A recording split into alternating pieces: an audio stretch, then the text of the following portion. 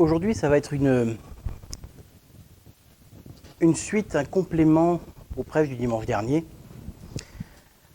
pour nous rappeler un petit peu ce dont on parlait la semaine dernière. Nous disions, recommande ton sort à l'Éternel, mets en lui ta confiance et il agira. Et nous parlions du fait de garder le silence devant l'Éternel en l'attendant. Nous disions, Seigneur, j'ai placé ma vie, tout ce qui est à moi, tout ce qui me concerne, tout ce qui m'appartient entre tes mains. Seigneur, à présent, j'attends ta volonté.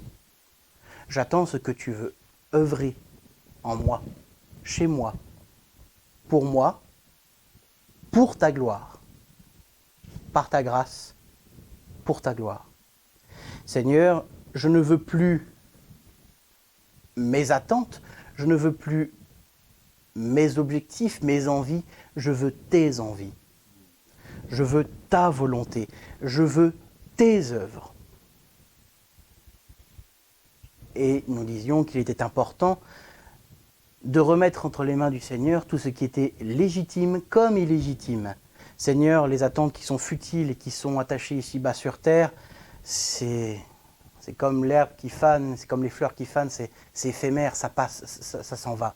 Mais même, Seigneur, toutes mes demandes qui sont légitimes, tout ce qui est, Seigneur, même selon ta parole, Seigneur, je le place à tes pieds, entre tes mains, Seigneur, pour que toi, tu puisses décider ou non que c'est bon pour moi. Ce qui est dans la Bible est parfait. Seigneur, place-le dans ma vie comme toi tu l'entends. Je suis prêt, Seigneur, à tout abandonner, même les attentes légitimes, pourvu que ce soit toi qui sois glorifié par tes œuvres dans ma vie. Et aujourd'hui, nous allons aller un petit peu plus loin,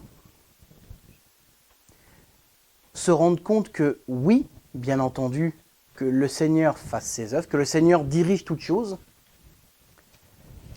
mais dans l'attente, il est important de ne pas mettre de saveur sur ce que le Seigneur va faire. Il est important de se dire, Seigneur, bon, tu m'as dit qu'il y aurait telle chose dans ma vie, ça va se faire de telle ou telle manière, j'en suis convaincu. Ce serait une erreur. Une erreur très dommageable, puisque alors qu'on est prêt à tout abandonner, on garde encore une petite chose qui est, Seigneur, d'accord, tes objectifs, Seigneur, mais selon mes pensées. Et là, du coup, ça ne va pas. Et là, on rate la cible. Il suffit d'un tout petit degré qui dévie de la trajectoire et nous manquons la cible. N'oublions pas que pécher, c'est manquer la cible. Et Satan, il ne lui faut pas beaucoup. Il ne lui faut pas beaucoup pour nous perdre. Il ne faut pas beaucoup pour nous tromper. Beaucoup de vérité avec juste un cœur de mensonge.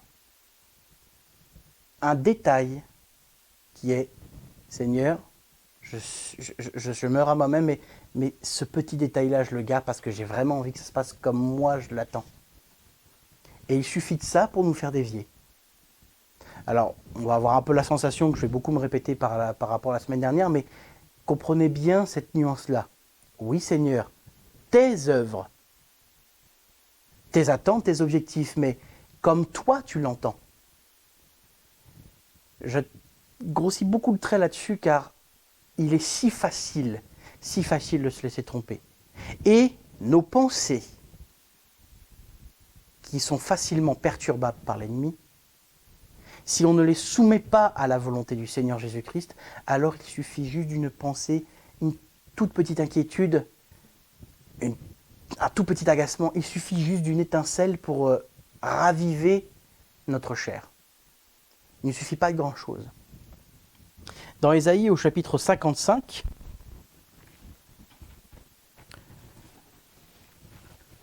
et au verset... voyons.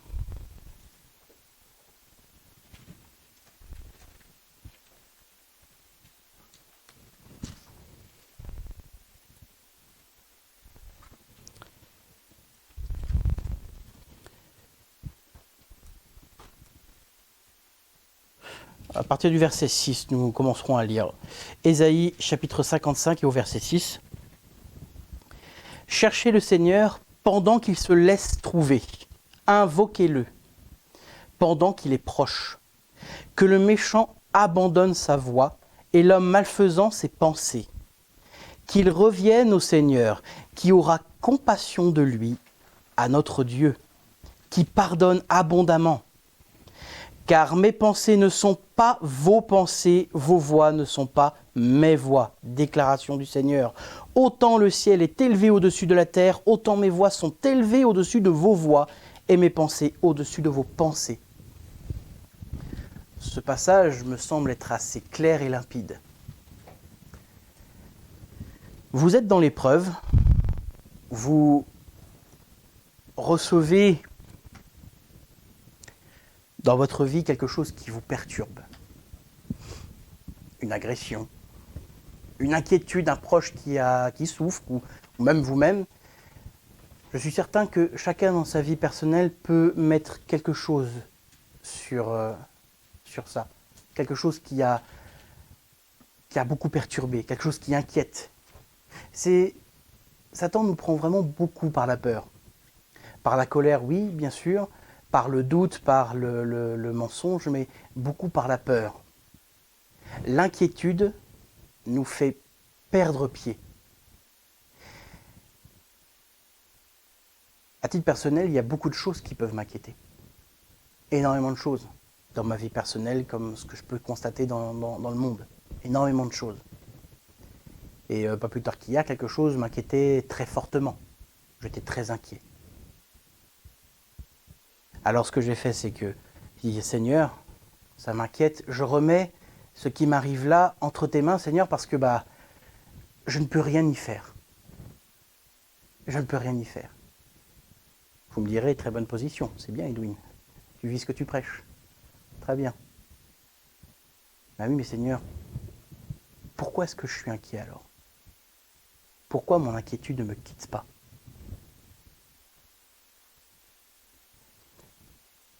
Satan ne veut pas nous laisser tranquilles.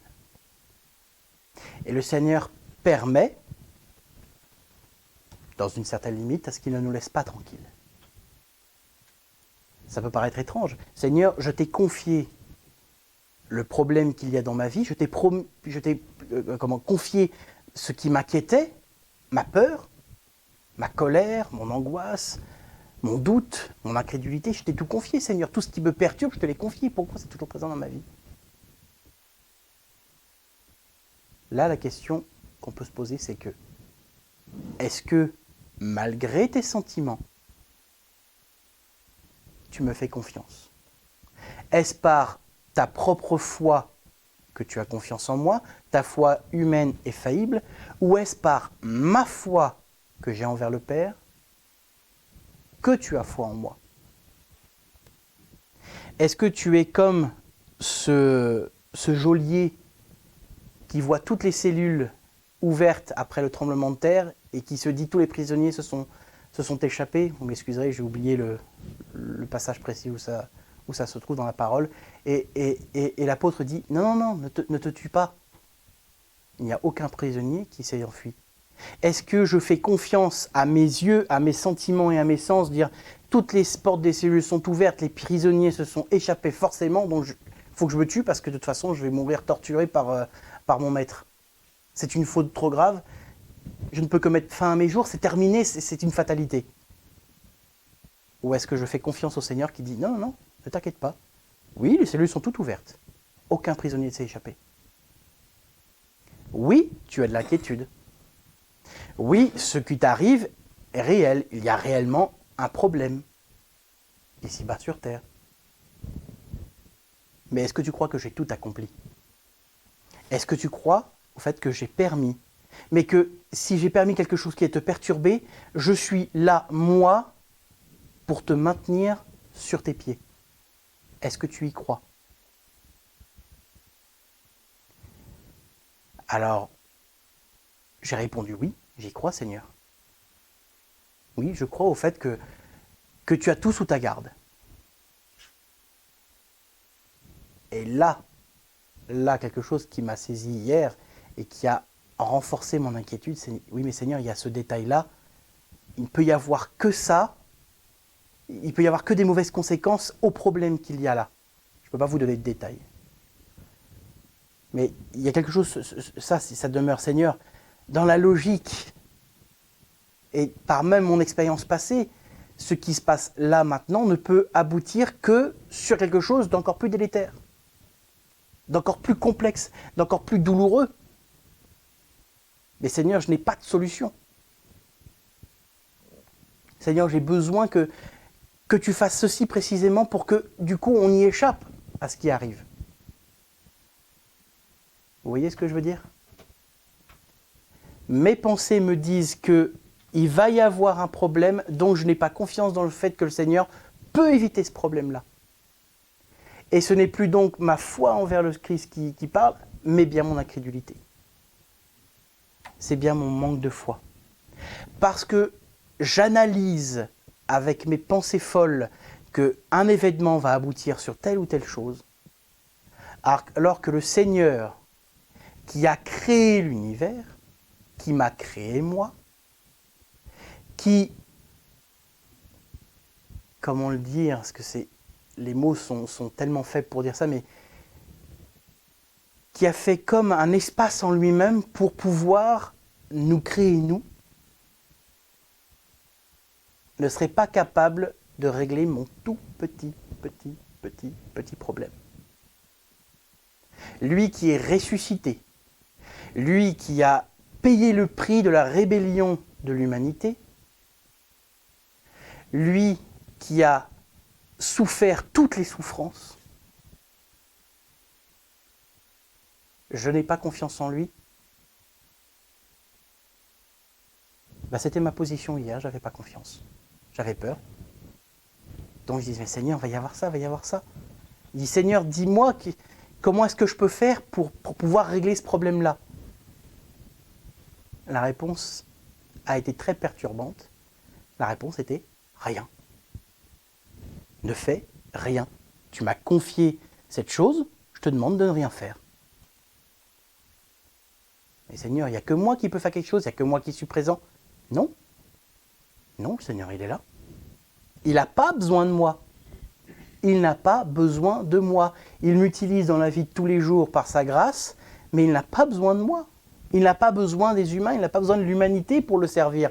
Il n'a pas besoin de l'humanité pour faire ses œuvres. Mais il nous fait grâce de nous utiliser nous, alors qu'il n'a pas besoin de nous. Prenons garde, derrière, de ne pas dire « Seigneur, d'accord, tu vas faire ton œuvre à travers moi, je vais te montrer comment on fait. » Ça, on le fait tous, on l'a tous fait et on le fera sûrement encore. Consciemment ou inconsciemment. Parce qu'on vit ici-bas sur Terre et que nous sommes trompés par nos sens, par nos sentiments. Et donc hier soir, je suis allé me coucher en n'ayant rien fait. Mais je devais prier, je disais, Seigneur, je te fais confiance. C'est un combat. C'est un choix perpétuel, tout le temps, dire, Seigneur, je place ma foi en toi par ta grâce.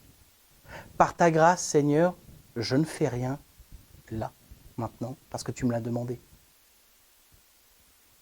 Je n'étais pas mandaté pour régler ce problème. Ce n'était pas à moi de le faire. Pour l'instant. Ou peut-être que ce ne sera pas moi du tout. Vous voyez ce que je veux dire? De ne pas mettre de saveur du tout sur ce que le Seigneur veut faire. Si le Seigneur veut faire quelque chose et qu'il veut nous donner sa saveur, il va nous la révéler. Mais si rien ne nous est révélé, alors Seigneur, je me tais. Je ne vais pas imaginer que tu vas faire les choses de telle ou telle manière parce que je vais me tromper. Parce que mon cerveau n'est pas en capacité de s'adapter à tes pensées. Il n'y a que tes pensées qui puissent venir renouveler mon intelligence. Mais par ta grâce, encore une fois. Il n'y a que si le Seigneur le permet, que si le Seigneur mandate, que si le Seigneur inspire, que je puisse agir. Sinon, je ne peux pas. Donc, si je n'ai pas de mot d'ordre, si je n'ai pas de révélation, pourquoi est-ce que je bataille? Pourquoi est-ce que je m'agite? Pourquoi est-ce que je trépigne d'impatience ou de peur?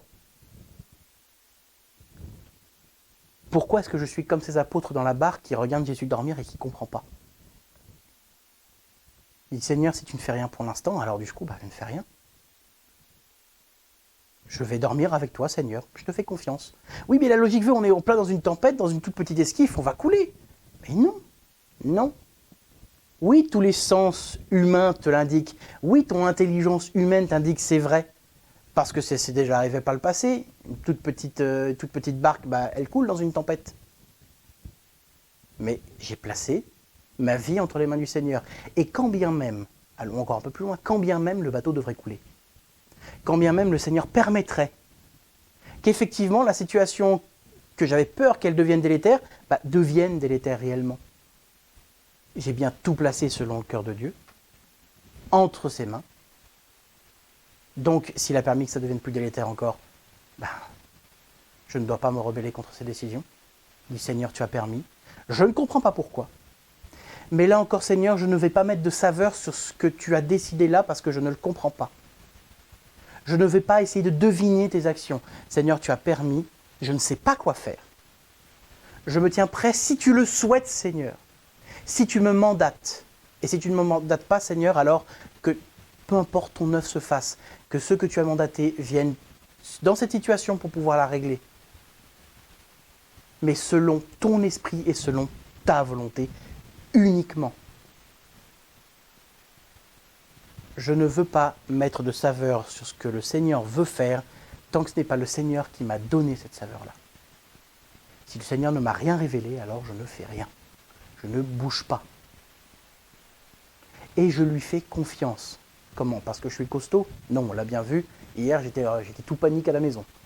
Non. Et parce que le Seigneur, lui m'inspire sa confiance.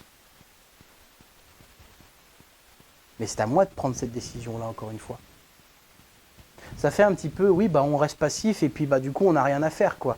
On laisse tout pourrir et puis c'est tout. On s'en fiche au final. Ça n'a rien à voir avec ça. Déjà, première chose, pouvoir tout confier à l'Éternel sans savoir ce qui va arriver, c'est extrêmement compliqué. Je pense que tout le monde peut en témoigner.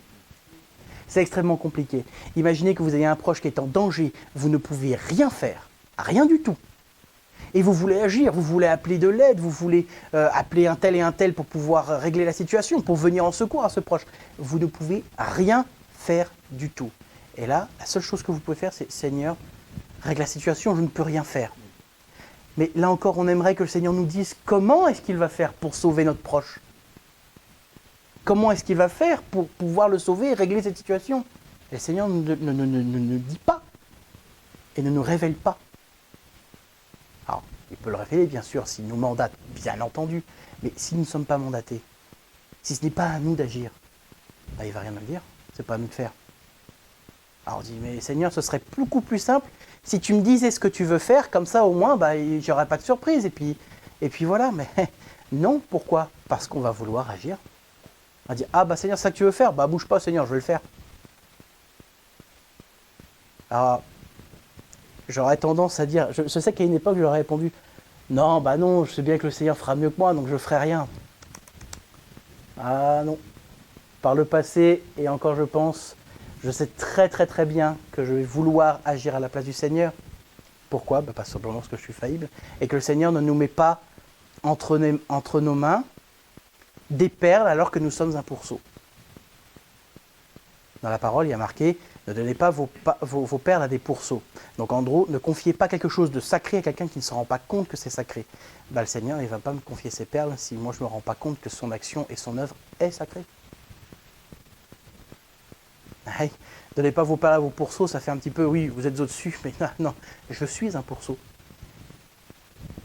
J'en suis un.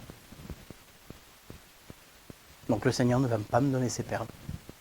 Seulement les perles que le Seigneur a décidé, seulement son œuvre, seulement sa volonté et comment il veut le faire. Il n'y a que comme ça que ça marche, que comme ça que ça fonctionne. Tout par Christ, par sa grâce, pour sa gloire. Parce que si j'agis alors que le Seigneur ne m'a pas permis, je suis comme les 2 fils d'Aaron qui viennent apporter du feu étranger sur l'autel. Je viens corrompre par mon action charnelle une œuvre divine. Et alors ce n'est plus l'œuvre de Christ, ça devient mon œuvre. Et elle est forcément corrompue. On l'a dit il y a quelques semaines de ça, qu'une œuvre qui à la base est établie par Christ peut très bien devenir charnelle. Pourquoi ? Parce que on a décidé d'agir à la place du Seigneur. Parce que ce que nous vivons là dans notre vie personnelle, à dire « Seigneur, je mets des saveurs, je mets une méthodologie dans ta façon de fonctionner, alors que c'est corrompu », ça a exactement la même action dans une assemblée. Exactement la même chose. Des frères et sœurs vont se réunir pour louer le Seigneur, ça peut très bien être inspiré par le Seigneur Jésus-Christ, mais une assemblée peut se dire, oui, il y a ça dans d'autres assemblées, moi je viens du milieu protestant, donc on fait comme ça, on va faire pareil. Et puis, finalement, on met un cadre, nous-mêmes, à ce que le Seigneur veut faire. Et on met des barrières. Et on dit, Seigneur, on va aller dans cette direction. Ça peut très bien être conscient comme inconscient. Mais c'est bien pour ça que je vous dis, ne tombez pas dans ce piège-là.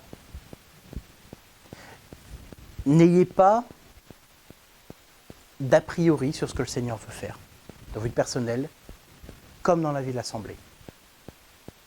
Parce que ça va très vite, très très vite, de se laisser perturber, de se laisser convaincre, et de manquer l'objectif. Et de retirer une œuvre du Seigneur pour y placer notre œuvre corrompue. Ça va très très vite. Alors, ne soyons pas troublés lorsque quelque chose arrive dans notre vie et que c'est un peu surprenant. Je pense à un frère, je ne me souviens plus de son nom, mais qui était pasteur, me semble-t-il, et le Seigneur lui inspire un jour d'aller dans une boîte de nuit. Alors, un pasteur dans une boîte de nuit, ça fait un peu mauvais genre. C'est très inhabituel. C'est même très contradictoire. Et encore plus, le Seigneur l'a inspiré à aller danser avec une femme, alors qu'il est marié. Là encore, c'est inconvenant. C'est pas logique. C'est aberrant même. Je verrais un pasteur faire ça, j'aurais envie de le juger. Et en réalité, cette femme avec qui il était en train de danser, le Seigneur a donné l'occasion à ce frère de pouvoir témoigner de qui est Christ pour elle. Elle avait choisi de se suicider. C'était sa dernière soirée d'amusement avant qu'elle se suicide. Finalement, elle est venue au Seigneur Jésus-Christ.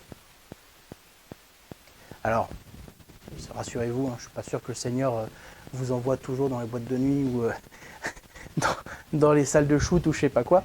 Bien sûr, c'est un exemple évidemment un peu extrême pour vous montrer que le Seigneur agit.